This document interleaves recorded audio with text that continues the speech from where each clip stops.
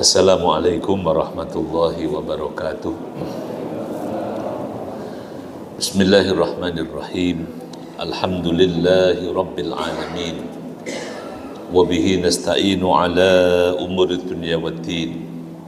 Wassalatu wassalamu ala sayyidil mursalin Nabiyyina wa qudwatina maulana Muhammadin wa ala alihi wa ashabihi ajma'in. Rabbi shrah li sadri wa yassir li amri wahlul 'uqdatam min lisani yafqahu qawli. Allahumma zidna ilma warzuqna fahma. Allahumma anfa'na bima 'allamtana wa 'allimna bima yanfa'una innaka antal alimul hakim. Allahumma habbib ilaina al-iman wa zayyinhu fi qulubina wa kari al-kufra wal fusuq wal isyan waj'alna minar rasyidin. Allahumma barik lana fi umrina wa barik lana fi ahlina wa auladina wa barik lana fi amalina wa wadhifatina wa barik lana fi ma'ataitana. Rabbana ighfir lana wa liwalidina wa limasyaikhina wa li asatidatina wal ikhwanina wa akhwatina wal ajdadina wa jaddatina wa li aqribaina wa li asdiqaina wa liman lahu haqqun alaina wa liman asana bima'ruf innaka antal ghafurur rahim. Bapak Ibu jamaah Masjid Al-Muhajirin yang berbahagia, alhamdulillah kita bersyukur kepada Allah Subhanahu wa taala atas limpahan rahmat dan nikmatnya. Pagi ini kita bisa memulai hari kita dengan subuh berjamaah. Semoga ini bisa menjadi salah satu proteksi kita mendapatkan jaminan dari Allah Subhanahu wa taala fi dhimmatillah dalam hari-hari kita. Salawat salam kita sampaikan untuk Rasulullah sallallahu alaihi wasallam beserta keluarga dan para sahabatnya. Pelajaran surah Nabawiyah yang kita pelajari pagi hari ini, insyaallah kita akan membahas bab ke-12 dari kitab Sirah Nabawiyah yang ditulis oleh Dr. Ali Muhammad As-Salabi, yaitu peristiwa ma baina ghazwatil Ahzab wal Hudaybiyah, peristiwa-peristiwa penting yang terjadi pasca perang Ahzab sampai nanti terjadinya peristiwa Hudaybiyah. Jadi setelah kita panjang lebar beberapa kali pertemuan membahas jadi agresi Makkah ke Madinah yang melibatkan pasukan besar dengan bahkan mengontrak pasukan bayaran Bani Ghatfan, keterlibatan orang-orang Yahudi Madinah sampai selesai, yang kemudian menandai nanti berakhirnya kekuatan Makkah nanti Jazirah Arab. Nah, setelah perang Ahzab ini tentu bagi kaum muslimin Madinah ada banyak pelajaran, selain juga ada faktor kelelahan juga pasti juga ada. Maka dalam jeda waktu setelah perang Ahzab ini, Rasulullah SAW dan kaum muslimin merapikan bangunan masyarakat Islam Madinah. Jadi penataan terutama dalam membangun tradisi-tradisi masyarakat yang baik dan membersihkan dari anasir-anasir jahiliyah yang masih dianggap merugikan. Nah, di antara yang dilakukan Nabi untuk menghapus jejak jahiliyah di Madinah saat itu adalah penghapusan status anak angkat. Dan ini dilakukan dengan yang pertama adalah jadi pernikahan Nabi SAW dengan Zainab binti Jahash. Dan yang judulnya adalah Zawajun Nabi bi Zainab binti Jahsh radhiyallahu anha. Jadi pembahasan pertama dalam pembangunan masyarakat Madinah ketika itu adalah pernikahan dengan Zainab binti Jahash. Siapa Zainab binti Jahsh ini sampai begitu istimewa? Ini kan di antara istri Nabi yang kita hafal, paling populer kan Khadijah, kedua Aisyah, ketiga Hafsah, gitu kan. Nah Zainab ini kurang populer di kita, tapi sesungguhnya sangat populer di langit terutama. Di nama Zainab binti Jahsh ibnu Ri'ab ibnu Ya'mal Asadiyah. Ini saudaranya ini keluar dari keluarga Ibnu Jahsh, keluarga orang-orang beriman. Ada terkenal Abdullah Ibnu Jahsh, ada nanti Hamnah binti Jahsh. Ini keluarga yang banyak menghiasi hadis Nabi. Dari ibunya Zainab ini adalah Umaymah binti Abdul Muttalib ibnu Hashim ibnu Abdi Manaf ibnu Qusay. Umaymah adalah bibi Nabi SAW. Jadi Umaymah adalah saudara Abdullah ibnu Abdul Muttalib, saudaranya Hamzah ibnu Abdul Muttalib. Jadi ini anak dari bibi. Jadi, kalau dalam Islam bibi itu bahasa Arab ada dibedakan. Kalau bibi dari jalur ayah namanya ammah, kalau bibi dari jalur ibu namanya kholah. Nah, kalau kita sama-sama bibi semuanya. Nah, kalau di dalam Islam dibedakan karena status ahli warisnya beda. Kalau ammah bisa menjadi bagian dari ahli waris, tapi kalau kholah tidak menjadi ahli waris. Cuma nanti ada keistimewaan kalau kholah, dia kedudukannya seperti ibu ketika ibu tidak ada. Kalau atau ammah, dia posisinya seperti ayah ketika ayah tidak ada, karena ini menggantikan dari jalur. Jadi setiap orang punya nasab ayah ibu. Dari ayahnya namanya ammah atau al-am, amun bahasa kita, atau ammah perempuannya. Kalau yang dari jalur ibu namanya khol atau kholah. Kalau khol yang laki-laki, kholah yang perempuan. Jadi ini anak dari bibi Nabi Umaymah binti Abdul Muttalib. Ada yang menyebutkan bahwa sebelum namanya Zainab, dulu namanya Barroh. Jadi namanya sebelum dinikah dengan Nabi namanya Barroh. Kemudian setelah nikah dengan Nabi diganti dengan nama Zainab. Dan diberikan nama kunyah, nama kunyahnya Ummul Hakam. Ummul Hakam. Kalau Aisyah kan Ummu Abdillah. Wa kanat Zainab minal muhajiratil uwal. Jadi Zainab binti Jahsh ini termasuk di antara golongan muhajirin yang generasi awal, yang dikenal sebagai wanita yang warok, artinya sangat hati-hati dalam melakukan, terutama mengkonsumsi makanan-makanan yang jadi warok itu kehati-hatian. Jadi tidak gampang makan makanan yang tidak jelas, dan menjauhi syubhat namanya warok. Jadi kalau kita ini kan syubhat itu gray area, nah masih ini kan belum jelas. Nah kalau Zainab ini dikenal sebagai orang yang menjauhi syubhat, disebut dengan al-warok. Kemudian juga dikenal sebagai qawwamah, wanita yang kuat qiyamul lail. Dalam cerita yang lain akan kita dapatkan di buku hadis Nabi, sampai pernah diceritakan Zainab ini yang duduk berzikir sejak Nabi keluar masjid sampai Nabi pulang lagi masih tempat yang sama, belum berubah. Dalam cerita tentang pembacaan zikir yang Nabi ajarkan kepada Zainab binti Jahsh. Shawwamah, dikenal sebagai wanita yang banyak puasa. Kasiratul khairi was shadaqah, banyak berbuat baik, banyak berbagi dan bersedekah.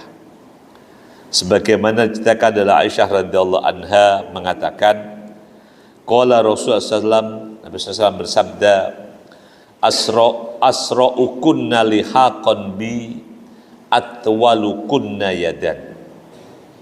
Qalat fakunna yatatawalna ayyatuhunna atwalu yadan.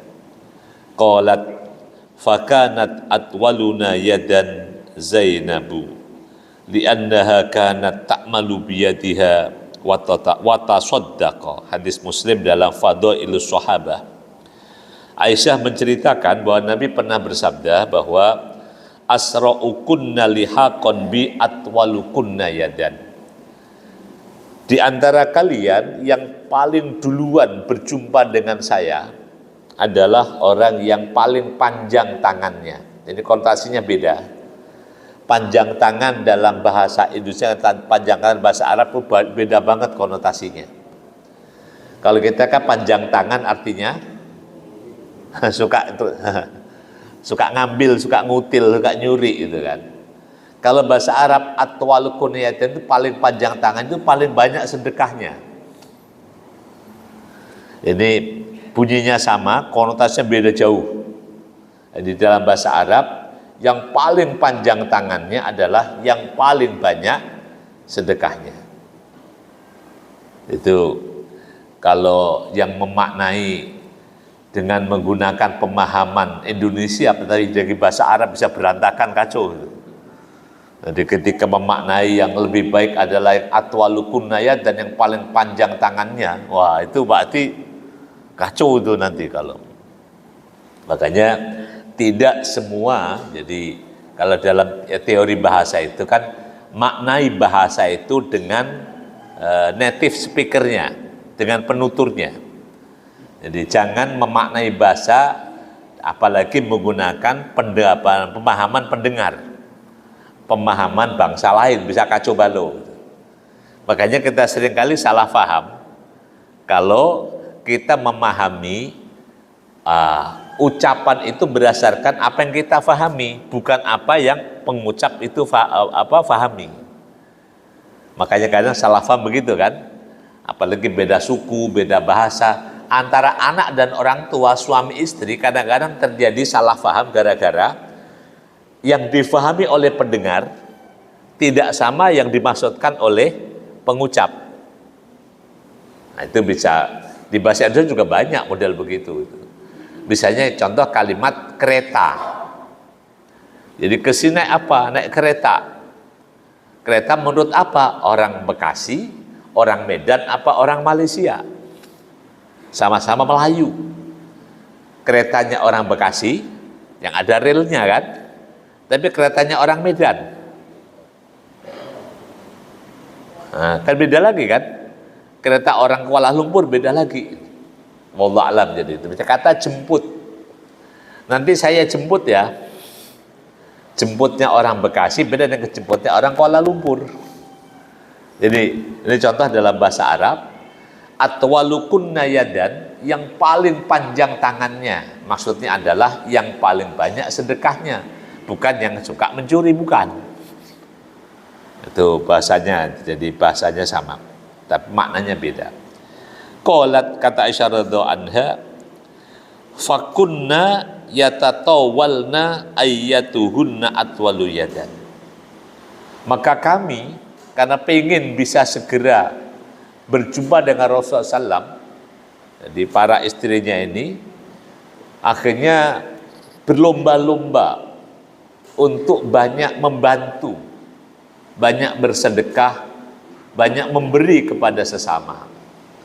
Ini salah satu sifat yang penting bagi para istri, para wanita, dan kita semuanya adalah jadi kedermawanan. Jadi salah satu ciri kemuliaan akhlak itu dalam Islam, selain diukur dari ibadah-ibadah personal, tapi yang sangat terasa bagi sekitar, orang baik buruknya itu adalah dari kedermawanan. Nah, bahkan kalau dalam surah Al-Ahzab, nanti kalau silakan Bapak Ibu baca, juz ke-22, itu di halamannya itu, maka di antara tugas wanita adalah untuk bersedekah. Jadi setelah ayat waqarna fi buyutikunna wala tabarrujul jahiliyatil ula wa aqimnas sholata wa atinaz zakata wa atina Allah wa rasulah. Jadi Allah suruh wanita tinggal di rumah, maka di antara pekerjaan penting utamanya di ayat itu adalah mendirikan sholat, membayar zakat.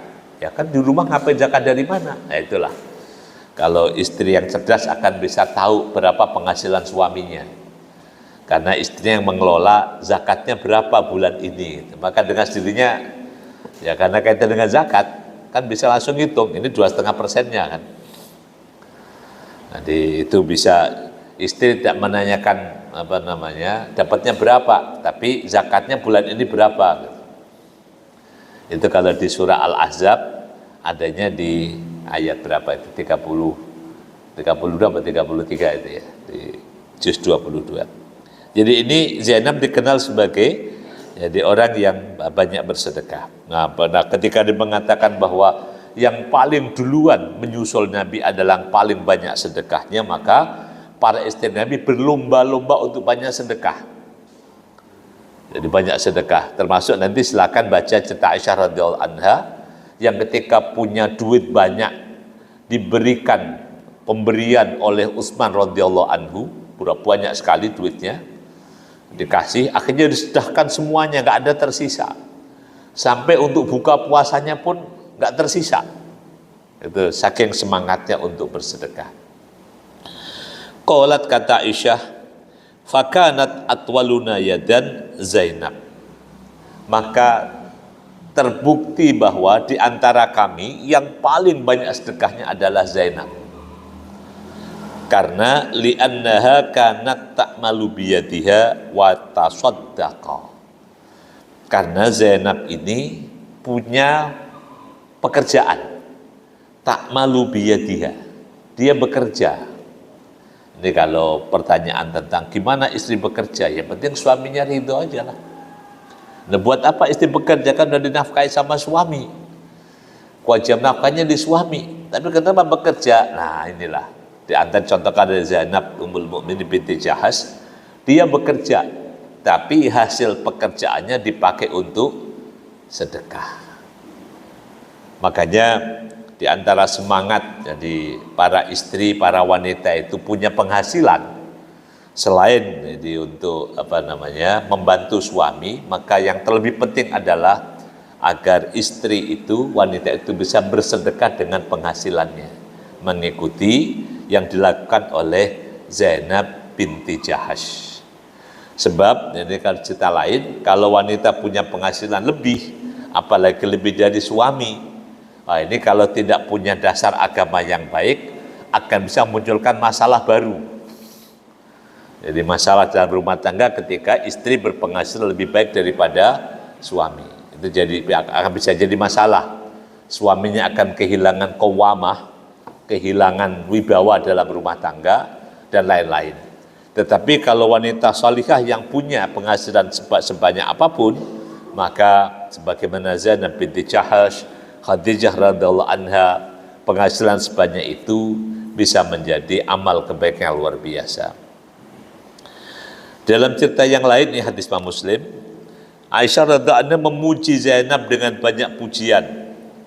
Di antara kata Aisyah radhiyallahu anha, lam aram ra'atan qattu khairan fid dini min Zainab wa atqalillah wa asdaqu hadisan wa awsalir rahimi wa a'damu sadaqatan wa ashaddu ibtidala li nafsiha fil amalil ladzi tasaddaqa bihi wa taqarraba bihi ila Allah taala.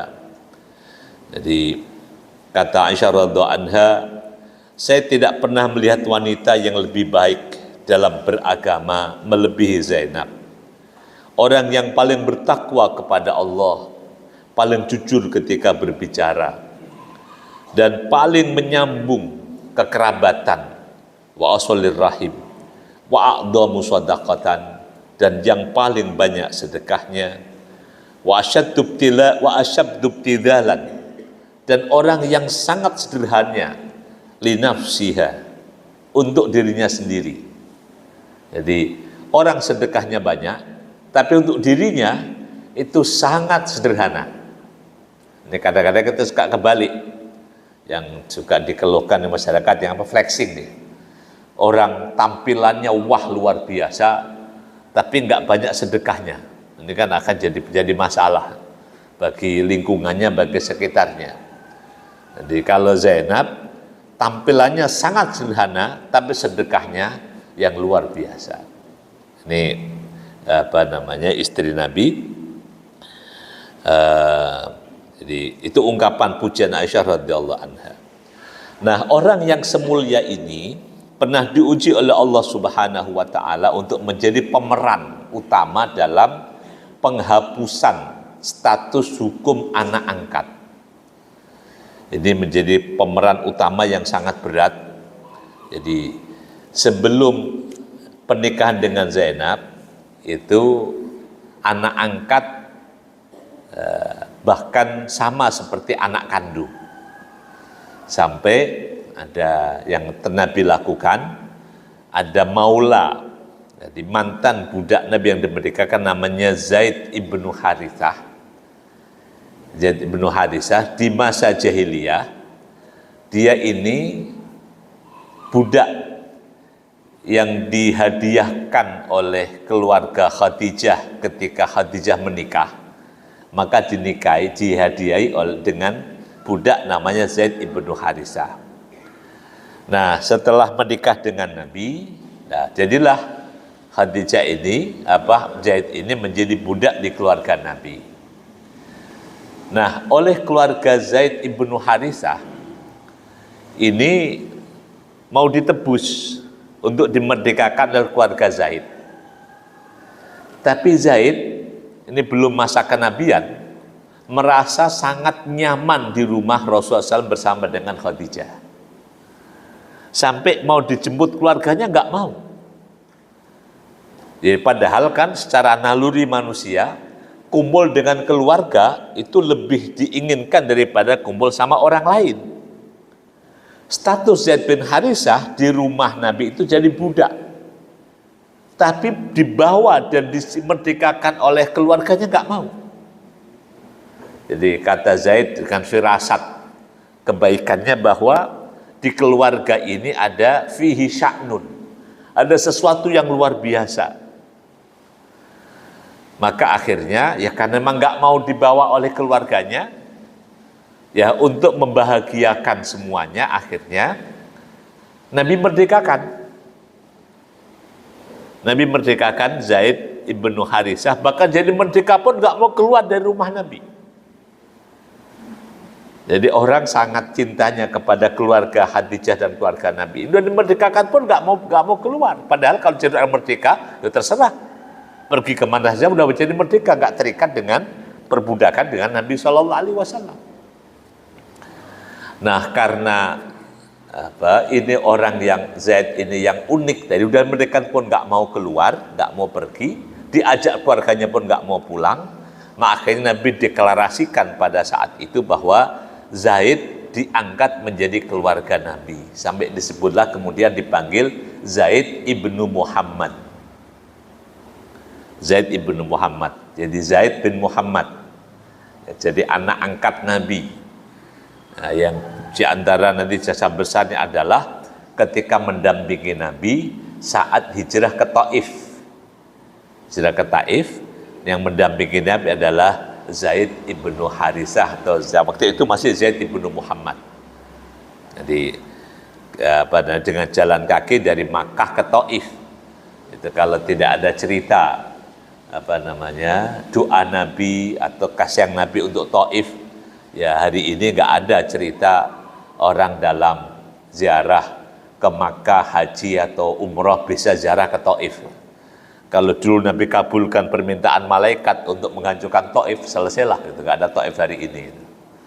Dia menjadi ada karena Nabi berharap dari anak cucu yang melempari Nabi dengan batu itu akan lahir orang-orang yang beriman. Dan itu Zaid bin Harithah. Nah, ini meskipun dia anak angkat Nabi dalam kultur masyarakat Arab yang namanya status keluarga itu kan sangat sangat terjaga sampai hari ini pun begitu. Jadi kalau kita orang Jawa, orang ini kan nggak begitu memperhatikan tentang strata keluarga. Kalau yang masih ada di Indonesia kan masih keluarga terjaga itu kan misalnya yang ada di Medan ya. Keluarga Nasution, keluarga Lubis, Hasibuan, itu Batubara, kan ada klannya. Di selainnya kan kita nggak terbiasa dengan menjaga klan itu. Nah Arab ini kan sangat terjaga betul. Ini klannya klan apa?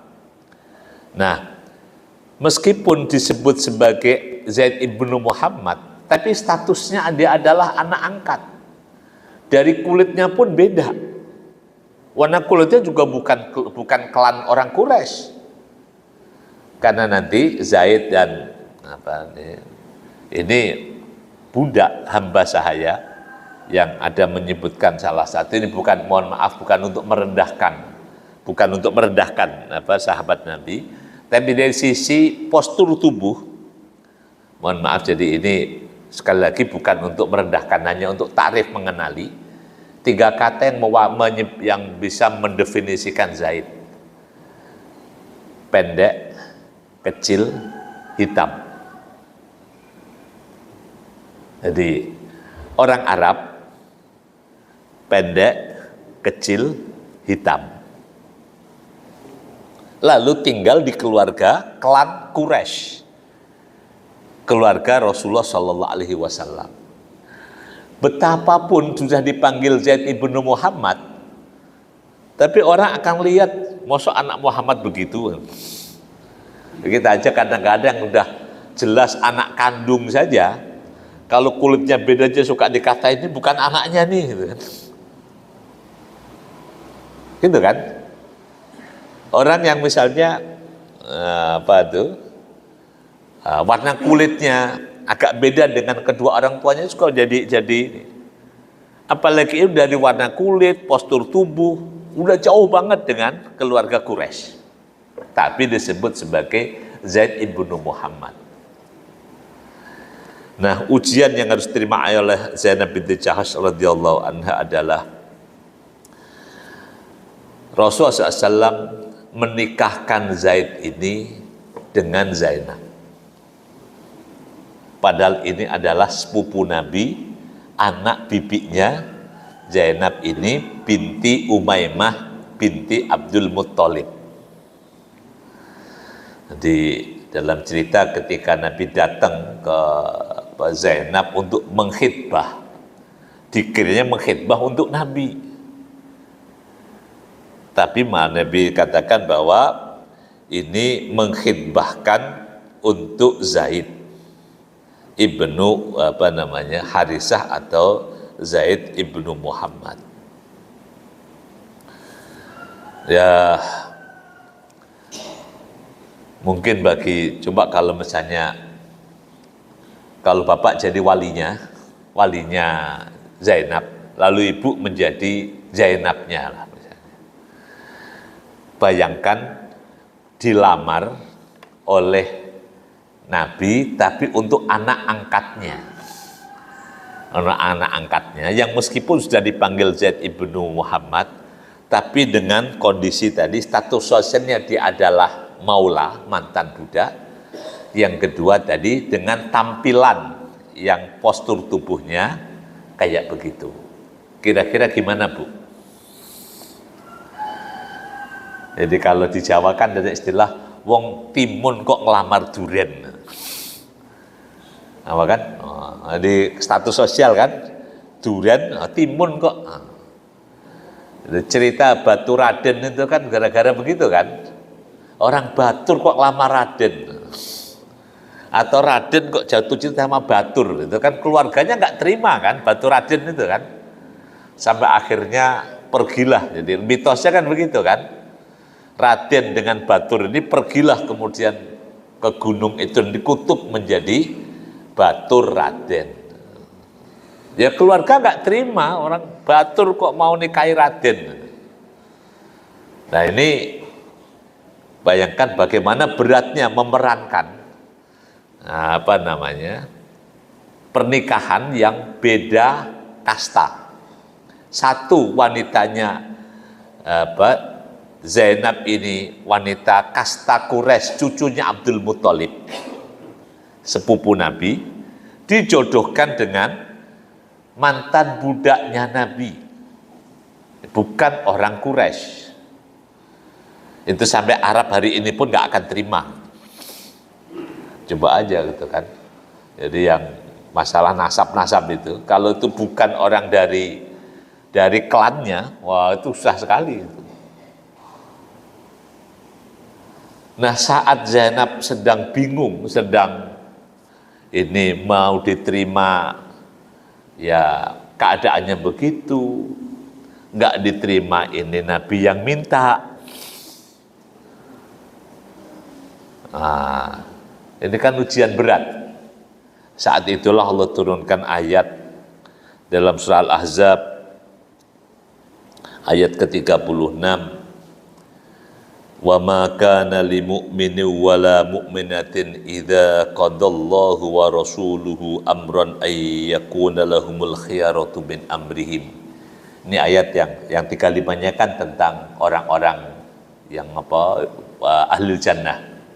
Innal muslimal muslimat wal mu'minat dan seterusnya itu pujian terhadap Zainab binti Jahash antara menyebutkan pada ayat itu.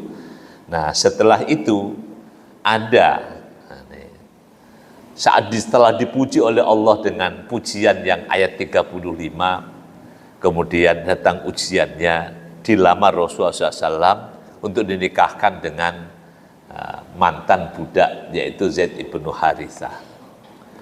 Ketika mau menolak, kalau bahasa kita mah nggak ada yang lainnya Rasulullah gitu kan. Kalau misalnya ada wanita ditawari gitu kan, emang nggak ada yang lain apa sih, masa nawari yang begitu gitu. Nah, ketika sedang begitulah keberatan hati Zainab menerima pinangan Nabi untuk Zaid, turunlah ayat wa ma kana lil mu'minin wala mu'minatin, dan tiadalah bagi seorang laki-laki beriman dan wanita beriman, idza qadallahu wa rasuluhu amran, ketika Allah Rasulullah memutuskan perkara, ayyakuna lahumul khiyarah, tidak ada baginya untuk bimbang, untuk milih-milih. Ya padahal urusan nikah ini kan, ini urusan pilihan atau keputusan. Nah, di cerita yang lain kan ada cerita Barroh, ketika Nabi menawarkan kepada Barroh untuk tetap menjalin rumah tangganya, kan Barrohnya bertanya, Rasulullah, ini perintah, keputusan atau pilihan? Nah, menikah itu kan pilihan, tapi bagi Zainab ini keputusan. Jadi orang dilamar kan bisa nolak, bisa nerima. Tapi saat orang dilamar mau nerima atau menolak itu sedang bingung, turun ayat bahwa kalau ada keputusan Allah dan Rasulnya, orang beriman itu nggak boleh nolak. Ini kan berat bagi Zainab radhiyallahu anha. Nah, ketika turun ayat itulah, pada ayatnya ini kan umum, tapi peristiwanya khusus. Ayatnya, wa ma kana lil mu'mini wala mu'minatin idza qadallahu wa rasuluhu amran ayyakul lahumul khairatu min amrihim. Ini ayatnya ayat umum, bahwa orang beriman itu kalau sudah ada ketetapan dari Allah, maka tidak boleh milih-milih, nggak boleh nawar-nawar. Ini kalau mau ditawar, ya masa lamaran kan bukan ketetapan. Orang dilamar itu bisa diterima, bisa tolak. Tapi karena memang konteksnya Nabi saat itu sedang melamar Zainab untuk Zaid, maka difahami oleh Zainab ini ketetapan.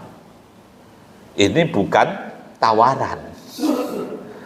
Maka karena teguran ayat itulah, faqalat, kata Zainab, ya Rasulullah, qad radituhu li zaujan.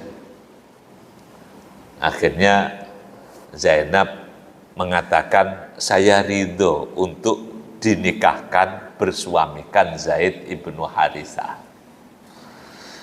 Itu kan ridhonya berat banget itu. Bagaimana ridho untuk menerima sesuatu yang tapi dikatakan oleh Zainab, qad raditu. Saya ridho, qad radituhu li zaujan. Saya ridho Zaid menjadi suami saya. Qala na'am. Jadi kata Nabi, iya. Qalat la a'si Rasulullah SAW wa qad zawwajtuhu nafsi. Jadi kata Zainab, saya tidak akan mendurhakai Rasulullah SAW, dan saya siap untuk menikah dengan Zaid ibnu Harithah. Nah, memang sampai saat itu Zaid masih dipanggil dengan Zaid ibnu Muhammad. Jadi dipanggilnya Zaid ibnu Harithah. Dan untuk menikah dengan Zainab, wa astaqaha fi hadzal zawat asyrata danarir. Dan untuk membayar maharnya, Zaid memberikan mahar 10 dinar. 10 dinar itu ya hampir 50 gram. Jadi kalau 1 gram itu 1 dinar itu sekitar 4,8 dalam madzhab Syafi'i, maka ya 48 gram lah. Nah, itu wasitina dirhaman. Jadi 10 dinar dan 60 dirham.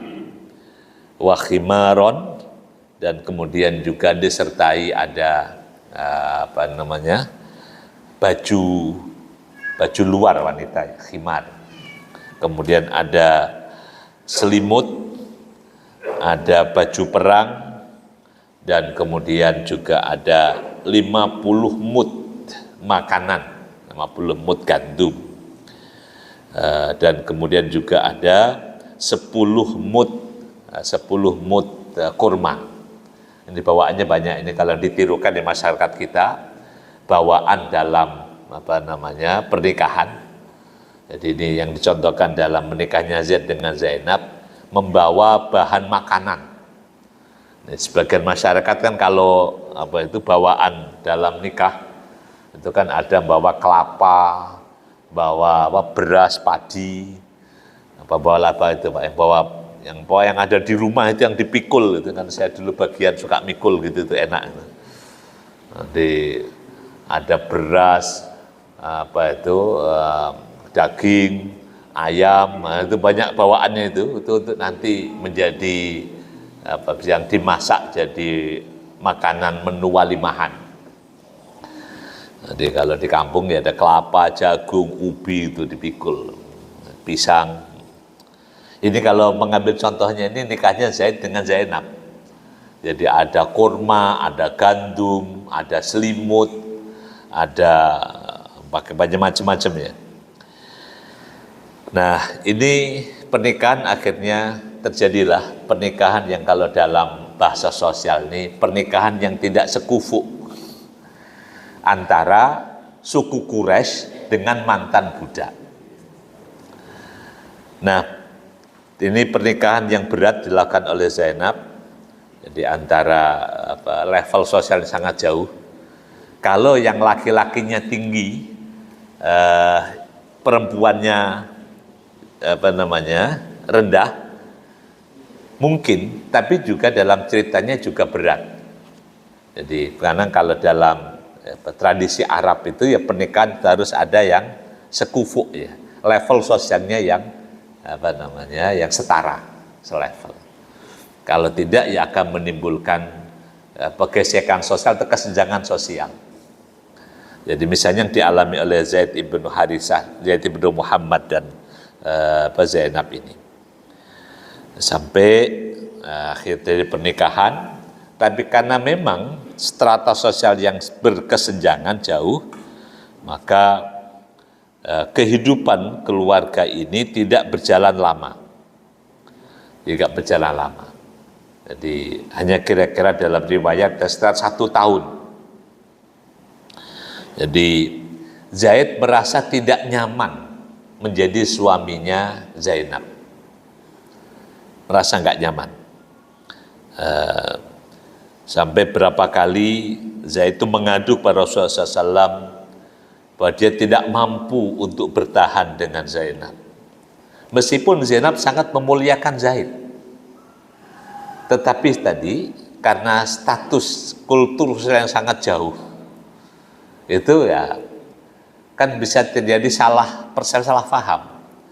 Bisa jadi misalnya Zainab memuliakan Zaid, tapi Zaid merasa itu nggak dimuliakan karena bukan sesuatu yang menjadi habit kebiasaannya. Wallahu alam, ini termasuk dalam banyak hal lah. Di keluarga yang status sosial sangat jauh itu, misalnya beda antara ini kan bangsawan dengan budak itu ya jaraknya memang sangat jauh sekali. Di kita saja misalnya antara orang kota dengan orang kampung, itu aja misalnya kalau tidak pandai-pandai mengelola ya terjadi ada sering miskomunikasi, dan itu dalam keluarga kan tidak menjadi sesuatu yang ma'ruf karena ada miskomunikasi, dan itu yang diperankan oleh Zainab. Jadi berumah tangga dengan orang yang sangat jauh status sosialnya. Berapa kali Zaid mengadu pada Nabi untuk bercerai, untuk berpisah dengan Zainab. Tapi Nabi selalu mengatakan untuk mempertahankan, dalam ayat di surah Al-Ahzab. Jadi coba ayatnya sebentar. Surah ke-33.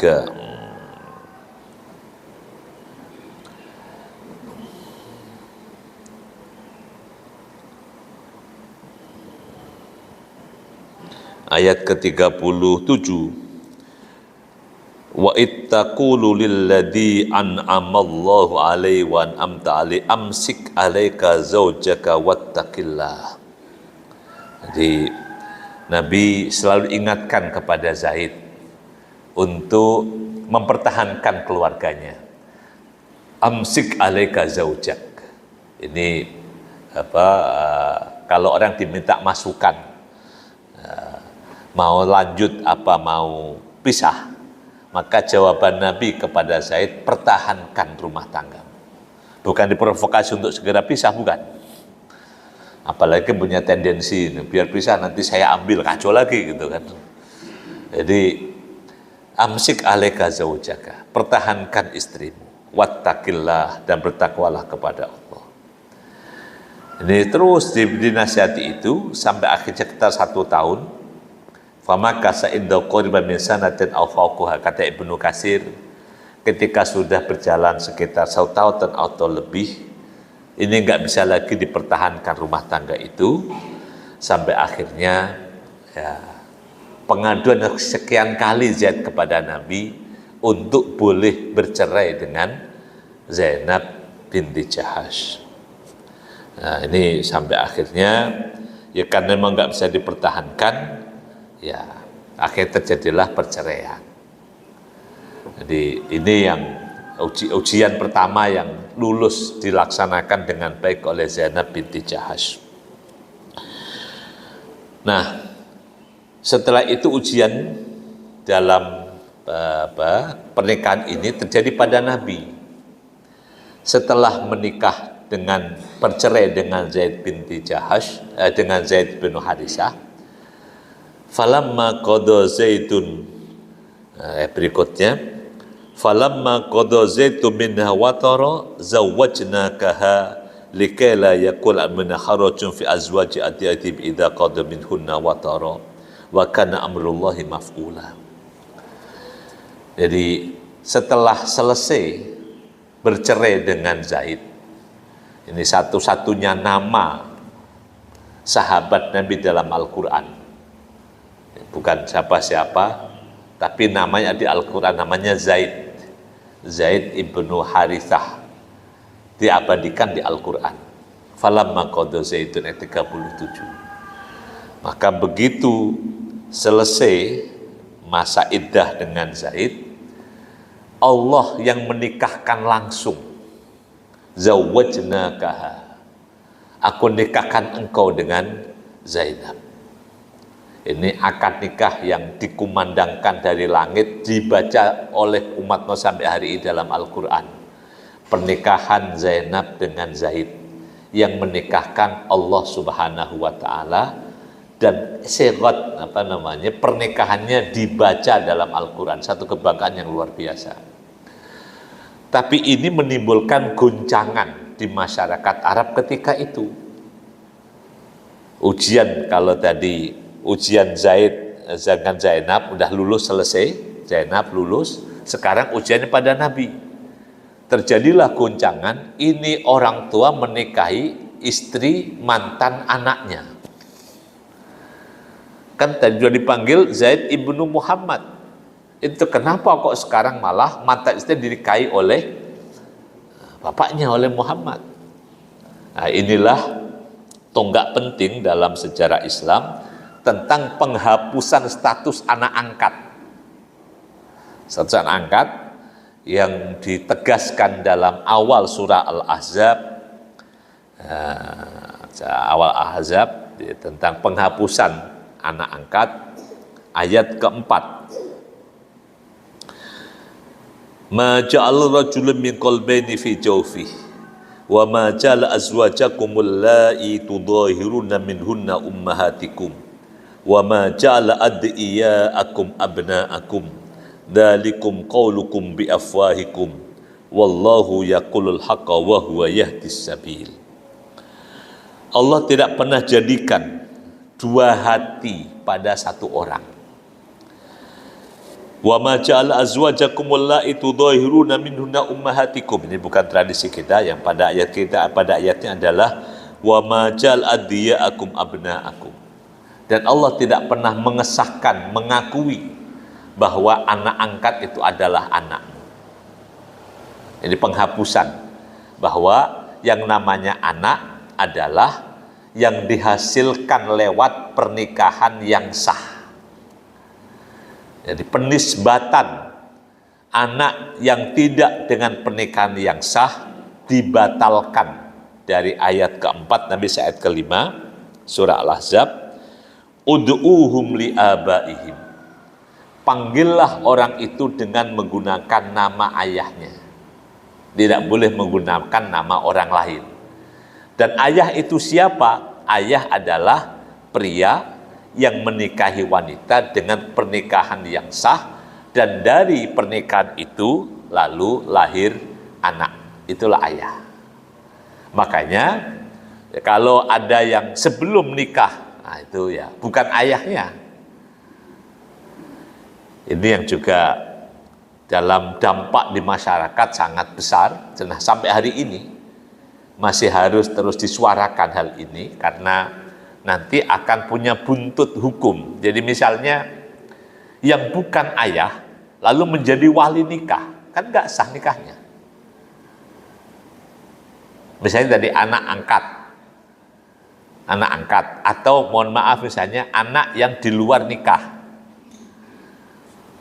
nikahan sip kan itu kan, udah NBA, nikah by accident atau MBA, married by accident, sudah ada kandungan sebelum pernikahan, itu kan bukan ayahnya, tapi karena dia pelaku ya dinikahin.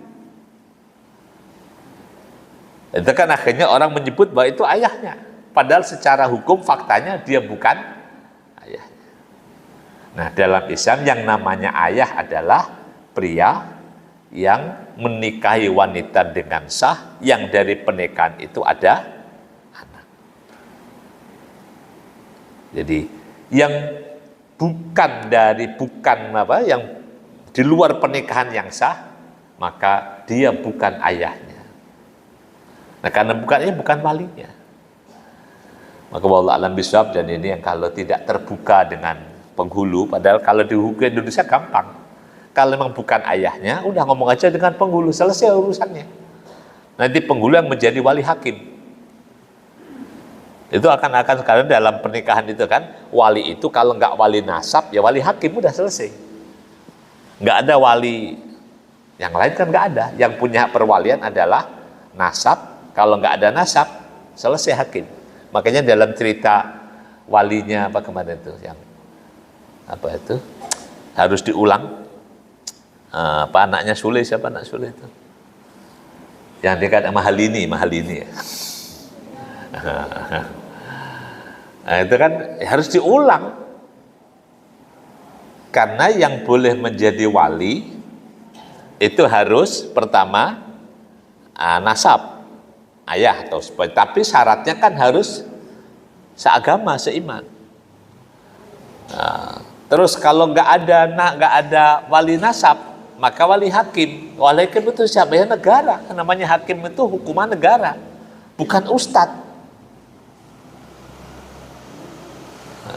Memang dulu sebelum ada negara, ustadz atau tokoh masyarakat menjadi hakim. Zaman dulu, sebelum ada negara. Karena sebelum ada negara kan yang namanya hakim itu ya yang ada di lingkungan di mana orang berada.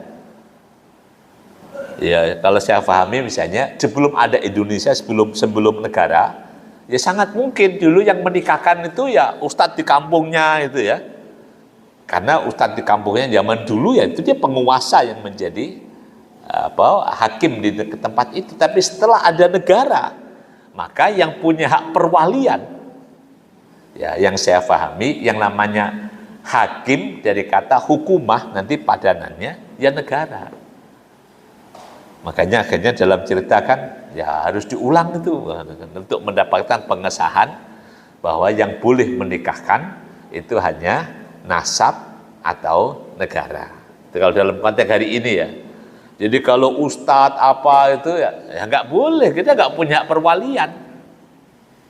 Nah, kalau itu aja negara dalam negara. Kan ada sebagian golongan di umat Islam itu yang salah satu ya ada golongan di Indonesia punya pemahaman yang penting udah sama imamnya, sama ustadznya, udah sah. Dalam pandangan kami bahwa dari hadis tentang al-hakimu waliyuman la waliyalahu, bahwa yang bisa mempraktekkan menjadi hakim ya namanya hukumah atau negara atau pemerintah. Jadi nggak bisa kemudian setiap orang saya jadi hakimnya jadi wali, ya nggak bisa begitu. Harus ada wakil negara, wakil pemerintah. Wallahu a'lam bishawab. Jadi inilah yang kemudian Nabi harus mempraktekkan penghapusan status anak angkat dengan cara yang sangat ekstrim, menikahi mantan istri anak angkatnya. Karena anak angkat bukan anak kandung. Makanya sampai dalam ayat tentang muharramat di surah An-Nisa itu yang dilarang adalah kembali ke surat An-Nisa ya. An-Nisa ayat awal tentang yang muharramat itu adalah min aslabikum. Jadi yang dilarang adalah anak yang dari sulbi kalian. Dalam ayat ke-23 surah An-Nisa, hurrimat alaikum ummahatukum wa banatukum wa akhwatukum wa ammatukum wa khalatukum wa banatul akhi wa banatul ukhti wa ummahatukum allati arda'nakum wa akhwatukum minar radha'ati wa ummahatu nisaikum wa rabaibukum allati fi hujurikum min nisaikum allati dakhaltum bihin fa illam takunu dakhaltum bihinna fala junaha alaikum wa halailu abnaikumul ladina min aslabikum. Yang dilarang adalah istri dari anak sulbimu, anak kandung. Jadi kalau bukan anak kandung, maka statusnya dia adalah orang lain. Jadi yang ditegaskan dalam surah An-Nisa 23, min aslabikum. Sedangkan Zaid ibnu Harisah meskipun dipanggil Zaid ibnu Muhammad bukan min aslabikum. Tetap sulbinya Zaid adalah sulbi Zaid ibnu Harisah. Ini pembatalan tradisi anak angkat. Maka sejak itulah akhirnya semua penisbatan panggil orang dikembalikan kepada panggilan ke ayahnya. Inilah bedanya Indonesia dengan Amerika dan negara Islam dengan Amerika dan sebagainya. Kalau di Amerika orang nisbatnya ke ibunya, karena bisa jadi cari bapaknya susah. Kalau di Islam nisbat itu ke bapaknya, biar jelas. Jadi nggak boleh ada orang banyak investornya, nggak boleh. Jadi itu makanya kenapa kok kalau poligami boleh, poliandri nggak boleh. Jadi karena dalam Islam setiap orang harus jelas nasabnya siapa, dan kejelasan nasab itu dibuktikan dengan siapa ayahnya. Nah kalau di Amerika kan enggak. Jadi karena susah cari ayahnya, makanya orang itu dinisbatkannya ke ibunya. Kalau ibunya jelas kelihatan yang melahirkan. Tapi bapaknya siapa? Wallahu alam gitu kan. Kalau dalam Islam memang betul ibu yang melahirkan, tapi bapak harus jelas yang bertanggung jawab yang menikahinya. Makanya ud'uhum li abaihim. Ini satu proses pembersihan bagaimana menjaga nasab di masyarakat. Jadi pernikahan itu sesuatu yang sakral. Dari situlah status anak itu didapat. Makanya di zaman sekarang ini yang kemudian ya terjadi pergeseran, bahkan naudzubillah min dzalik, ada pernah ditulis bahwa di Indonesia ini mulai marak yang serumah tanpa nikah dan sebagainya dengan alasan macam-macam. Ini tentu menjadi salah satu koreksi besar bahwa Indonesia adalah negara beragama, berketuhanan yang Maha Esa, negara yang mayoritas Muslim. Maka tetap yang namanya pernikahan adalah satu-satunya pintu orang untuk mendapatkan status keturunan yang sah. Dan saya sangat menekankan bahwa karena jadi bukan hanya agama tapi juga ada negara, maka pernikahan juga harus disahkan oleh negara. Karena kalau nggak dapat pengesahan dari negara, pertama nggak dapat buku nikah. Kalau nggak ada buku nikah, nanti susah untuk ngurus akte, ngurus KTP, ngurus paspor, susah nyarinya. Bahkan untuk cari kredit rumah pun susah kalau nggak ada buku nikah gitu kan. Itu maka penting dengan adanya pengesahan dari negara. Jadi mohon maaf, jadi kalau yang berpandangan terus nikah siri, nikah agama tanpa negara, saya kurang sependapat dengan itu. Meskipun tadi negara apalagi dalam sekarang ada undang-undang pernikahan dan sebagainya, maka harus melibatkan negara dalam pernikahan. Jadi ini yang Nabi praktekkan, ujian bagi Nabi, dan waktu itu di Jazirah Arab jadi goncangan besar. Ini ada Nabi menikahi istri mantan istri anaknya, tapi kemudian sesungguhnya yang mau dihancurkan adalah di tradisi anak angkat, tabanni, penisbatan orang yang bukan pada ayahnya, itu yang sebenarnya menjadi sasaran. Demikian Bapak Ibu rahimakumullah, jadi pengajian kita pagi ini. Jadi temanya pernikahan, tapi sesungguhnya yang sedang diubah adalah tradisi anak angkat. Jadi pekerjaannya apa, tapi targetnya berbeda. Demikian dapat kita pelajari hari ini dan semoga bermanfaat. Kalau yang mau disampaikan dipersilahkan.